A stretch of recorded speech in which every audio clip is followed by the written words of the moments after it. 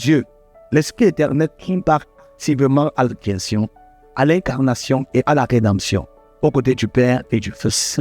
Il est une personne tout aussi réelle que le Père et le Fils. Pourtant, beaucoup de gens ont du mal à voir le Saint-Esprit comme une personne. Au lieu de cela, ils le considèrent seulement comme une puissance, une entité ou une influence venant de Dieu, mais pas comme une personne distincte. Cependant, le Nouveau Testament parle de lui en utilisant des pronoms personnels, ce qui montre clairement qu'une personne, par exemple, il rendra témoignage de moi dans Jean 15, 26, ou encore, il convaincra le monde de péché dans Jean 16, 8, et il vous conduira dans toute la vérité dans Jean 16, 3, ou encore, et encore, il me glorifiera dans Jean 16, 14. De plus, l'Esprit a une pensée, c'est-à-dire des idées et des émotions. Selon Romains 8, 27, celui qui sonde les cœurs connaît quelle est la pensée d'un esprit. L'Esprit possède une connaissance spirituelle profonde. 1 Corinthiens 2, 11 le dit.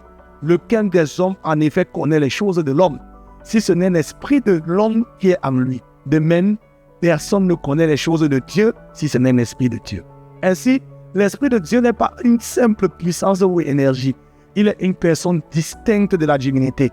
Il est Dieu, tout comme le Père et le Fils. Lorsqu'on parle de l'esprit de Dieu, on fait référence à une personne divine, tout comme on parle de l'esprit d'une personne pour désigner la personne elle-même. La Bible nous enseigne également que l'esprit est omniscient, ce qui signifie qu'il connaît toutes choses. La Bible dit dans 1 Corinthiens 2, verset 10, « L'esprit sonde même les profondeurs de Dieu. » Il est omnipotent, c'est-à-dire capable de toutes choses, comme lors de la création du monde en Genèse 1, verset 2, où il participe activement à l'œuvre du Père et du Fils. Il est aussi éternel, sans commencement ni fin.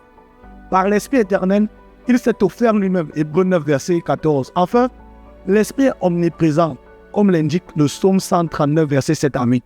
Où irai-je loin de ton esprit et où fuirai-je loin de ta face? Le Saint-Esprit n'est donc pas simplement une influence, mais Dieu lui-même. Dans le plan de la rédemption, il joue un rôle crucial dans nos vies, en particulier en ces derniers temps. Si tu désires expérimenter plus profondément la puissance et la présence du Saint-Esprit dans ta vie, ouvre ton cœur, laisse-le te guider, te reconforter et t'enseigner la vérité.